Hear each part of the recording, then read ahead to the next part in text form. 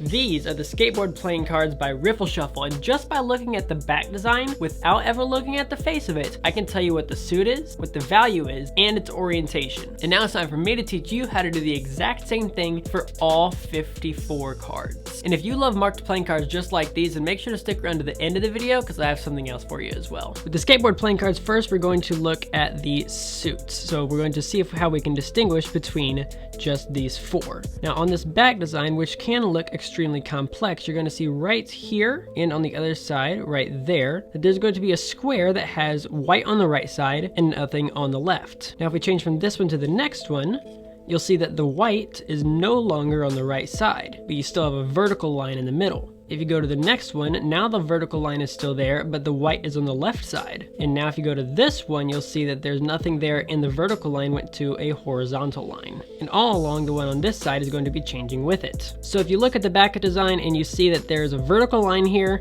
and you see that the white is on the right, then you'll know it's a heart. If you look at the back design and see that there's a vertical line and nothing on the left or the right, then you'll know it's a club.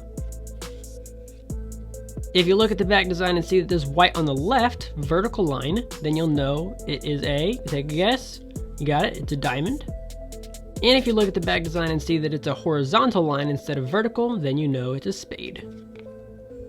Now it's time for me to quiz you. So I'm gonna give it a quick dribble, cut to a random card and see if you can tell me which one this is. So it's a vertical line, and it has no white on the left or the right.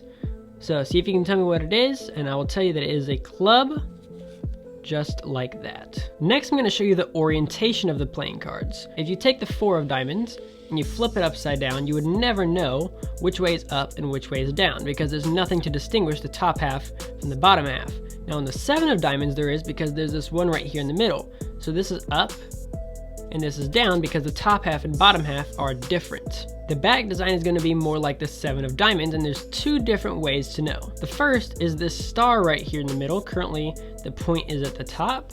If you flip it upside down, now the point is at the bottom. That is one way to know the orientation of it. The other is in the glasses right here. You'll see the glasses go from top right to bottom left in that slash in the glasses. And if you turn it upside down, now the glasses go from top left to bottom right.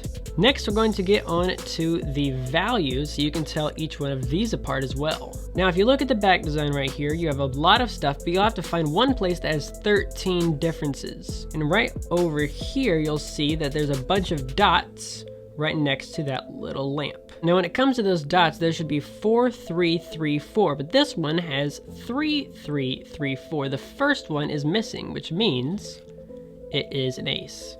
Let's check on the next one right here. You'll see that there's a dot missing there, but this time it's the second dot missing. Take a guess what that one is. You guessed it, it's a 2, which makes this one right here the 3.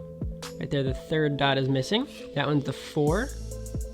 Now we go to the second row with the first row of 3. The second row right there only has 2 dots now. Now the second row has a dot missing in the middle. Now the second row has the dot missing closest to us. We got through the first 4 and the next 3, so that's 7. Now we're on to the 8. Now the first dot in the third row is missing. We're on to an 8. The second dot, it's a 9. And the third dot, guess what that one is? It's a 10. Now we can get on to the court cards, which is the last row right here. So right now we only have 3 dots in that last row, which means it's a jack. If you're missing that one right there, it's a queen, and if you're missing right there, it's a king. Which means now it's time to quiz you again, see if this one you can get the value correct. So I'm gonna zoom in a little bit right there, see if you can tell me what that one is. And if you said it is a 2, you would be correct. Now the last quiz before we get on to the jokers is going to be a full deck quiz. You have to tell me the suit, value, and orientation. So first, we're gonna go with the suit, see if you can tell me which one that is. It'd be a club. This one is vertical and it has no line, no white on either side. Now we're gonna go with the value. It should be a king. There's the dot missing there, so king of clubs. And is it right side up or upside down? The point is facing down and the glasses go from top left to bottom right, which means it's an upside down king of clubs. Then you get 2 semi-duplicate jokers with this deck as well. If you flip this one over, you'll see that it has the same suit as the spades, but if you end up looking at the values, you'll see that there's nothing missing. That's how you'll know this one is a joker. Now, although this one is a really fun marked deck to read, I have an entire playlist full of marked decks, and if you want to check out the marking systems, you can check them out right there at the top left. And if you just want to pick this deck up for yourself, you can check it out right there in the top right or in the description below. Subscribe for more marked deck videos just like this one, and I'll catch you guys in the next video. This is CPM, signing off.